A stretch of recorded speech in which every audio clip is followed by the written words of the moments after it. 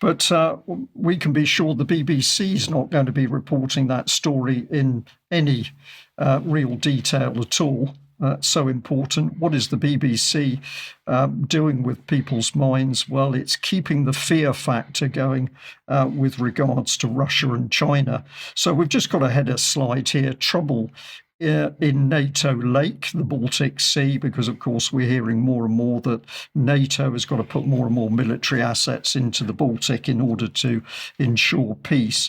But a couple of days ago, I stumbled across this BBC article. Well, it's more than an article. Putin's secret weapon, the threat to the UK lurking on our seabeds. And this is actually a highly animated article by the BBC. It's got lots of information about how the undersea communication cables work, where they're routed.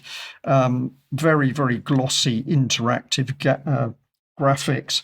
But of course, the whole point of this article is to ramp up fear in the UK population that it's that nasty Putin and Russia that's going to attack these undersea cables.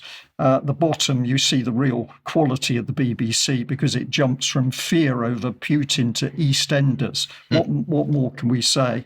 But if we start to pull this apart, the main message from the BBC was absolutely against Russia. NATO believes, so no facts in that introductory headline, Russia believes Russia is also waging another war, an undeclared one, hybrid warfare that's the target of Western Europe itself, with the aim of punishing, look at the language, punishing or deterring Western nations from continuing their military support for Ukraine. And when you get into the article, so-called experts give their opinion. There's very little detail. So this is Dr. Sidharth Kaushal from RUSI, and he says that the Russian military has quite a tiered structure, from Spetsnaz special forces motherships for deep sea operations, including former nuclear ballistic missile submarines and titanium-hulled submarines. This is hype commentary. There's no substance in this whole BBC article, and these individuals, to me at least, seem to be brought in just to ram that hype home. This lady was buried about 2/3 of the way through the article, Dr.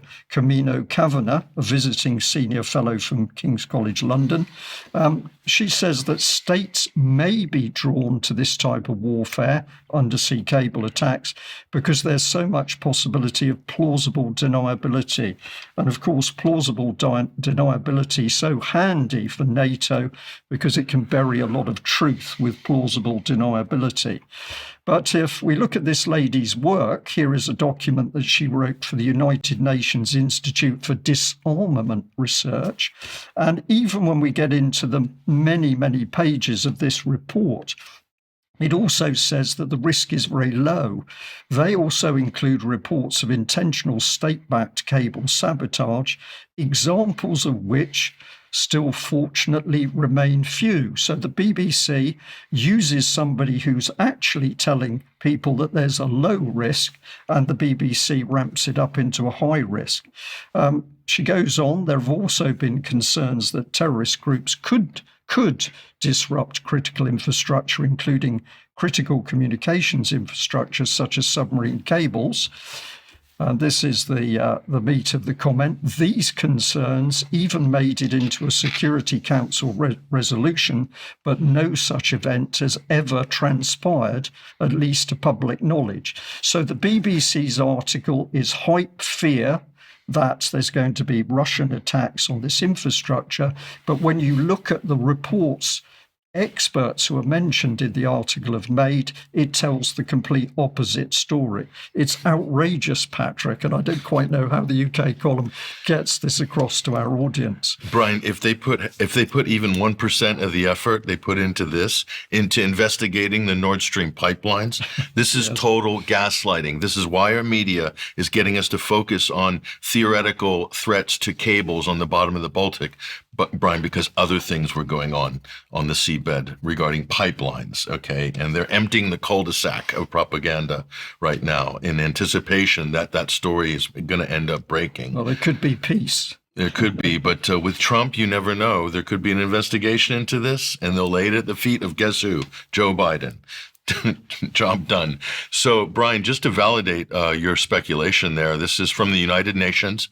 They conclude here, and this is their special representative, the deputy head of the UN's International Telecommunications Union, has said that fishing trawlers, not Russian sabotage, are responsible for, they're the unseen culprits, if you will, of the underwater cable damage in the Baltic Sea. So this is an official sort of admission there, Brian. So I think the BBC somehow missed that. They didn't like that story at all. They didn't like that at all, Patrick, because it doesn't meet the narrative. Now, this was also your section. Sorry, Patrick. This was also your section on the